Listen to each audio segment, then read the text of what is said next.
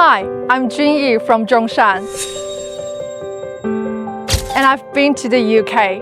I know you've seen lion dance in Chinatown. Have you ever wondered where do they actually come from? Now, come with me.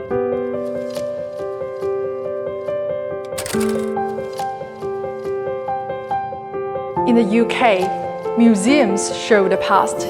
You see it, you feel it, but it doesn't move. However, in Zhongshan, what you see in the museum is still alive. Take this golden lion, for example. It's not just an artifact. It has a heartbeat, kept alive by the people who still celebrate it. 中山嘅喜灣金龍巡遊已經延續咗300幾年啦。Hello， 君怡。楊老師你好啊。係，我同你講下我哋金龍嘅故事啊。好啊。我哋嘅金龍咧，從明末清初嘅時候咧，大概1640年左右啦，咁就開始製作金龍同埋巡遊噶啦。